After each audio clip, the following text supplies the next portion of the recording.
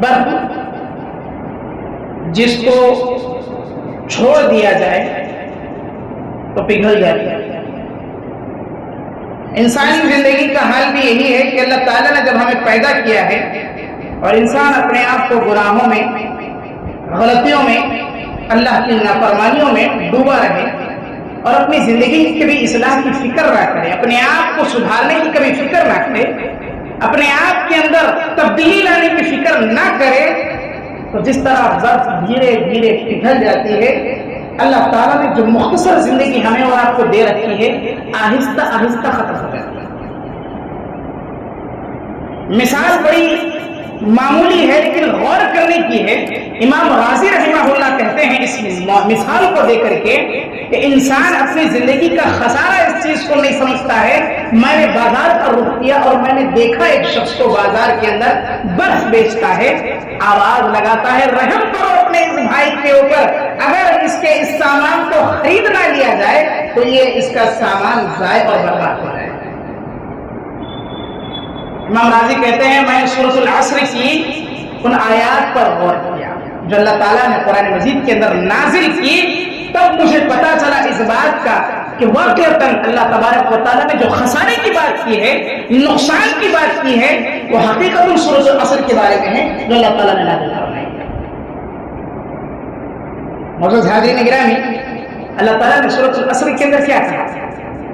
کہا والعصر ان الانسان لفی خسر الا الذین آمنوا وعملوا الصالحات وتواصوا بالحق وتواصوا بالصبر۔ قسم کھا رہا ہے اللہ تبارک و تعالی زمانے کی، یہ وہ زمانہ جو ڈھل جاتا ہے، نکل جاتا ہے، مختصر وقت، مختصر مدت لے کر ہمارے آپ کے درمیان آتا ہے، پھر بھی یہ مرحلہ ہم سے بڑی آسانی سے حل ہو جاتا ہے اور نہیں کرتے ہیں۔ صبح ہوتی ہے، شام ہوتی ہے، زندگی آہستہ آہستہ تمام ہو جاتی ہے، لیکن کبھی تبدیلی لانے کی فکر نہیں آتی۔ یہ خسارہ ہے ہمارا اور آپ کا کہ ہم اپنی زندگی کو یوں ہی ڈھلتا ہوا چھوڑ دیتے ہیں، ضائع برباد کرتے ہیں، لیکن تبدیلی لانے کی فکر ہمارے یہاں ضرورت ہے اپنے آپ کے اندر تبدیلی۔ ہم اور آپ کی امید یہ کہ ہم نے بڑی نمازیں ادا کی دنیا کے اندر، بڑا عبادت کیا اللہ تبارک و تعالیٰ کے لیے، زکوٰۃ دی اللہ تبارک و تعالیٰ کے لیے، حج کیا، اچھے اعمال کیے، روزے رہے، لیکن یہ تمام ہمارے اعمال ہمیں کہیں خوش فہمی میں مبتلا نہ کر دیں، ہم اس بات کے اپنے آپ کو مستحق نہ سمجھ جائیں کہ اللہ تبارک و تعالیٰ کے یہاں بچ جائیں۔ ہمیں اور آپ کو چاہیے کہ اپنی زبان کی حفاظت کریں، اپنی آنکھوں کی حفاظت کریں، اپنے کان کی حفاظت کریں، ہر اس راز کی حفاظت کریں جو مسلمان کا راز ہے۔ زبان سے تکلیف نہ پہنچائے، ہاتھ سے تکلیف نہ پہنچائے، اپنے جسم کی کسی اعضاء سے لوگوں کو تکلیف نہ پہنچائے، پیٹھ پیچھے اپنے مسلمان بھائی کی برائی کبھی بیان نہ کریں۔ برائی اگر بیان کرتے ہیں اپنے بھائی کی پیٹھ پیچھے، اس کا گناہ ہم اور آپ معمولی سمجھتے ہیں، لیکن جان لیں کہ وہ گناہ ہے جو ہمارے اپنے حقیقی نیک اعمال کو نکال پھینکتا ہے اور بدلے میں لوگوں کی برائیوں کو ہم پر مسلط کر دیتا ہے۔ یہ اتنا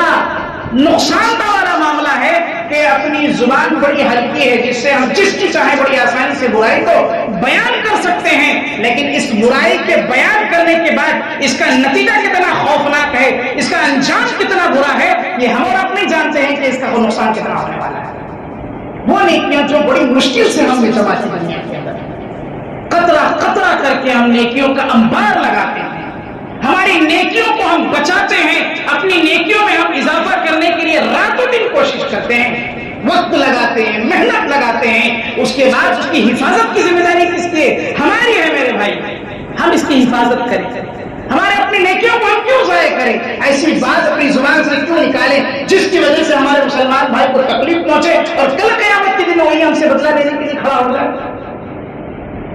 یہ کام نہ کرے میرے حاضر نظر، پیٹ پیچھے لوگوں کی برائیاں کرنا، پروپیگنڈے بنانا، کسی کی ٹانگ کھینچنا اور ایک دوسرے کو گرانے کی راتوں دن فکر کرنا، یہ مسلمان کا شیوا نہیں ہو سکتا ہے، یہ وہ شخص ہو سکتا ہے جو اپنے آپ کو کل قیامت کے دن خسارہ اٹھانے والے میں سے ہوگا۔ کتنے افسوس کی بات ہے کہ ایک مسلمان ہے اور اپنی زبان سے لوگوں کو تکلیف پہنچاتا ہے، اپنے ہاتھ سے لوگوں کو تکلیف پہنچاتا ہے، یہ خسارے والی چیز ہے۔